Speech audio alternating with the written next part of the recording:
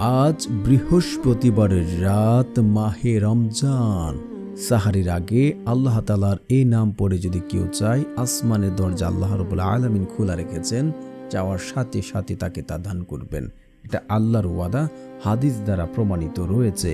তো আল্লাহ তাআলার কাছে যদি আপনি চাইতে থাকেন, যে কোনো আশা, আপনার মনের যত বড় আশা হোক, যত বড় চাওয়া হোক, আপনি যত টাকা পয়সার প্রয়োজন হোক, যখনই টাকার প্রয়োজন হবে, আর যা প্রয়োজন হবে, আজকের রাত্রে যদি আপনি চাইতে পারেন, আল্লাহর কসম করে বলতে পারি, আপনার চাওয়া পাওয়া আল্লাহ রাব্বুল আলামিন তা কবুল করবেন এবং আপনার চাওয়া পাওয়াগুলো আল্লাহ রাব্বুল আলামিন আপনাকে দেবেন। আমলটি বহুবার পরীক্ষিত। যদি আপনারা নিয়ম শর্ত মেনে আমল করেন, ইনশাল্লাহ আপনাদের চাওয়া পাওয়া কবুল হবে। তাই বলছি, না টেনে সম্পূর্ণ ভিডিও দেখার অনুরোধ রইল। আর যারা চ্যানেলটি সাবস্ক্রাইব করবেন, আপনাদেরও মনের আশা পূর্ণ হবে ইনশাআল্লাহ।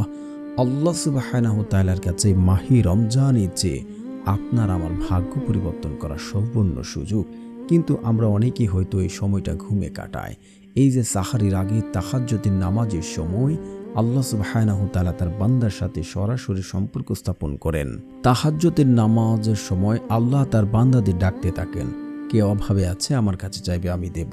আল্লাহর বিশেষ আহ্বান ওই সময়, যখন পুরো পৃথিবী গভীর ঘুমে মগ্ন, চারদিকে নিস্তব্ধতা।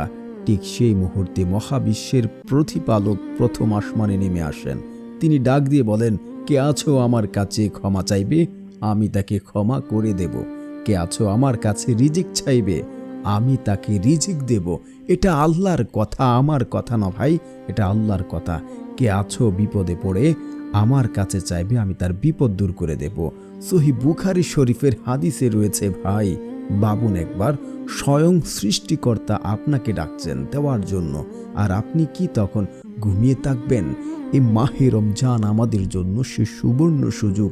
আমরা সাহারি খেতে উঠি, ওই সময় আল্লাহ রাব্বুল আলামিন তার বান্দাদের ডাকতে থাকেন। কার কি লাগবে? কে অসুস্থতা, কে দারিদ্রতার মধ্যে আছে, অসম্ভবকে সম্ভব করার সময় হচ্ছে এটা।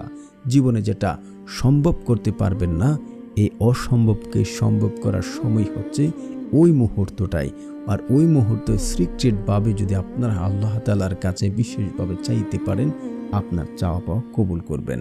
মানুষ বলে কপাল তো নেই তাই পাওয়া যায় না, কিন্তু মুমিনের বিশ্বাস হলো তাকদিরে যা নেই, তাহাজ্জুদের চোখের পানিতে তা লিখা নেওয়া সম্ভব। তাহাজ্জুদ হলো সেই ধনুক যার তীর কখনো লক্ষ্যভ্রষ্ট হয় না। আপনার জীবনের সবচেয়ে বড় চাওয়াগুলো যদি দিনের আলোয় পূর্ণ না হয়, তবে রাতের অন্ধকারে তাহাজ্জুদে আল্লাহর কাছে হাত পেতে দোয়া করতে থাকুন। আল্লাহ সুবহানাহু ওয়া তাআলা আপনার সেই চাওয়া পাওয়া কবুল করবেন। কুরআনে আল্লাহ তাআলা জান্নাতবাসীগণের বর্ণনা করতে গিয়ে বলেন, তারা রাত্রে শেষ অংশে বিছানা ত্যাগ করে তাদের রবের ইবাদতে মগ্ন থাকে। তাহাজ্জুদ কেবল একটি নফল নামাজ নয়, এটি আল্লাহর স্পেশাল গ্রেড হওয়ার জন্য একটি মাধ্যম। দুনিয়াতে ভিড়ে যাওয়া বা দুনিয়ার ভিড়ে যারা আল্লাহর সাথে নিবিড় কথা বলতে চায়, তাহাজ্জুদ তাদের জন্য শ্রেষ্ঠ সুযোগ। সালাফা বা সালেহিন বলতে, যে ব্যক্তি রাতে লম্বা সময় তাহাজ্জুদ পড়ে, আল্লাহ দিনের বেলা তার চেহারার একটি অপূর্ব নূর জ্যোতি দান করেন এবং তার রিজিকে এমন বরকত দেন যা সে কল্পনা করতে পারে না। এটি এমন প্রশান্তি আনে, চেহারার উজ্জ্বলতা ও সূর্যতা বাড়িয়ে দেয়। আর ওই সময় যখন আমরা ঘুমাই, আমরা দুনিয়ার সব কিছু হারিয়ে ফেলি। কিন্তু এই মাহে রমজান আমাদের সেই সুযোগটা দিয়েছে। আমরা আল্লাহ তাআলার কাছে এই নিয়ম মেনে, শর্তগুলো মেনে যদি চাইতে পারি, চাওয়া পাওয়া পূর্ণ হবে ইনশাআল্লাহ। তো আল্লাহ রাব্বুল আলামিন আমাদের দেবেন, আবার কিছু শর্ত আছে। যে রাসূল সাল্লাল্লাহু আলাইহি ওয়াসাল্লাম বলেন, যখন কোনো বান্দা আল্লাহ তাআলার কাছে চায়, তার চাওয়া পাওয়া কবুল করেন, তবে তার নিয়ম শর্ত ঠিক থাকতে হবে। মানে দোয়া কবুলের কিছু শর্ত আছে, যা যদি আপনি পালন না করেন, কখনোই আপনার দোয়া কবুল হবে না। তো এখন আমরা নিয়ম জানবো যে দোয়ার নিয়ম কিভাবে। যদি নিয়ম না মেনে দোয়া করেন, তাহলে কখনোই কাজে আসবে না। এখন আমরা আগে নিয়মটা জানবো। নিয়ম কি? নিয়ম হচ্ছে, আপনাকে উত্তম রূপে উজু করে আসবেন। উজু করে এসে আপনারা জায়নামাজ বিছিয়ে পরিষ্কার পরিচ্ছন্ন কাপড়টা পরবেন। পরে এইভাবে নামাজটি পড়বেন।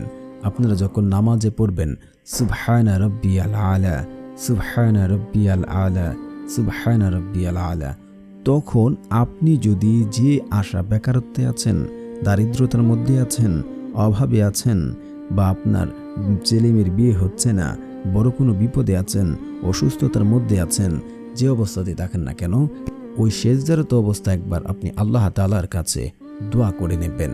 এভাবে আপনি 2 রাকাত, 8 রাকাত, 12 রাকাত, আপনার যত রাকাত ভালো লাগে তাহাজ্জুদের নামাজটি পড়ে নেবেন। অবশ্যই যদি ভালো হয় আপনি সাহারি খেয়ে আপনি নামাজটুকু পড়তে পারেন, বা আপনি যদি মনে করেন যে খাওয়ার সাথে সাথে আজানের সময় হয়ে যাবে, তাকে আপনি নামাজ পড়বেন তারপর খাবেন, বা আপনি আগে খেতে পারেন তারপর নামাজ পড়তে পারেন। তো এভাবে নামাজ শেষ করে আপনি যাই নামাজে বসবেন, বসে আপনি বসে বসে ইস্তিগফার পড়বেন। আপনারা আবু দাউদ হাদিস নাম্বার 1518, সূরা নূহ আয়াত নাম্বার 12 যাচাই করবেন। যাদের বিশ্বাস হয় না আপনারা দেখতে পারেন যে যে ব্যক্তি ইস্তিগফার পড়ে আল্লাহ রাব্বুল আলামিন তাকে মুস্তাজাবুদ দাওয়া বানিয়ে দেন। মুস্তাজাবুদ দাওয়া তাদেরকে বলা হয় যারা 2 হাত তুলে আল্লাহ তাআলার কাছে দোয়া করতে দেরি হয়, তাদের দোয়া কবুল হতে 1 মুহূর্ত দেরি হয় না।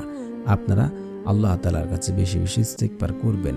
আর আপনার সংসারে যদি অভাব থাকে, স্টিল নাও এখনও কোনো অভাবে আছেন, দারিদ্রতার মধ্যে আছেন, বিপদে আছেন, আল্লাহ রাব্বুল আলামিন সেই বিপদ আপদ দূর করবেন।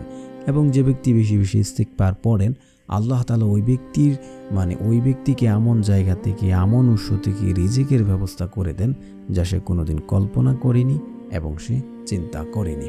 তো আপনারা অবশ্যই 11 বার বা 21 বার, আপনার 100 বার ইস্তিগফার পড়তে পারেন, বেশিও পড়তে পারেন। যদি সময় স্বল্প থাকে আপনি কম পড়ে নেবেন। অনেকে ইস্তিগফার ভুল করে পড়েন, আস্তাগফিরুল্লাহ পড়েন, এভাবে হবে না। আপনারা পড়বেন আস্তাগফিরুল্লাহ, আস্তাগফিরুল্লাহ, আস্তাগফিরুল্লাহ, আস্তাগফিরুল্লাহ, আস্তাগফিরুল্লাহ, এইভাবে পড়বেন। তারপরে হচ্ছে আপনারা একবার আয়াতুল কুরসি পড়বেন। আল্লাহু লা ইলাহা ইল্লা হুয়াল হাইয়ুল কাইয়্যুম লা তাখুযুহু সিনআতু ওয়ালা নাওম লাহু মা ফিস সামাওয়াতি ওয়া মা ফিল আরদ মান জাল্লাযী ইয়াশফাউ ইনদাহু ইল্লা বিইজনিহি ইয়া'লামু মা বাইনা আইদিহিম ওয়া মা খালফাহুম ওয়া লা ইউহিতুনা বিশাইই্যিম মিন ইলমিহি ইল্লা বিমা শাআ ওয়াসি'a কুরসিয়ুস সামাওয়াতি ওয়াল আরদ ওয়া লা ইয়াউদু হিফযুহুমা ওয়া হুয়াল আলিয়্যুল আযীম। তারপরে হচ্ছে আপনারা রাসূল সাল্লাল্লাহু আলাইহি ওয়াসাল্লামের উপরে দুরূদ পড়বেন, কারণ দুরূদবিহীন দোয়া কবুল করা হয় না, সেটা আসমানিকে ঝুলন্ত অবস্থায় থাকবে। তো যারা বড় দুরূদ পড়েন না, ছোট দুরূদ পড়বেন। সাল্লাল্লাহু আলাইহি ওয়াসাল্লাম, সাল্লাল্লাহু আলাইহি ওয়াসাল্লাম, সাল্লাল্লাহু আলাইহি ওয়াসাল্লাম, প্রথমে 3 বার, শেষে 3 বার সাল্লাল্লাহু আলাইহি ওয়াসাল্লাম, সাল্লাল্লাহু আলাইহি ওয়াসাল্লাম। তারপরে হচ্ছে আপনারা একবার সূরা ফাতিহা পড়বেন, 3 বার সূরা ইখলাস পড়বেন। তারপর আপনারা আল্লাহ রাব্বুল আলামিনের এই শক্তিশালী নামটি পড়ে নেবেন। এটি অত্যন্ত গুরুত্বপূর্ণ নাম। তো বন্ধুরা, যারা চ্যানেলটি সাবস্ক্রাইব করবেন আপনাদেরও মনের আশা পূর্ণ হবে ইনশাআল্লাহ। আল্লাহ সুবহানাহু তাআলার সেই শক্তিশালী নামটি হচ্ছে ইয়া আল্লাহু, ইয়া আল্লাহু, ইয়া আল্লাহু। এটাকে ইসমে আজম বলা হয়। আর ইসমে আজম পড়ে যখন কেউ কোনো কিছু চায় আল্লাহ রাব্বুল আলামিনের কাছে, আল্লাহ তাআলা ওই ব্যক্তির চাওয়া পাওয়া কবুল করেন। আর তাহাজ্জুদের সময় তো বললাম যে আল্লাহ তাআলা নিজে ডাকতে থাকেন কার কি লাগবে। আপনি যদি বিশ্বাস রেখে ইয়াকিনের সাথে চাইতে পারেন, আল্লাহর কসম করে বলছি আপনার চাওয়া পাওয়া পূর্ণ হবে। আপনি যা চাইবেন তাই পাবেন। এটা আল্লাহর ওয়াদা।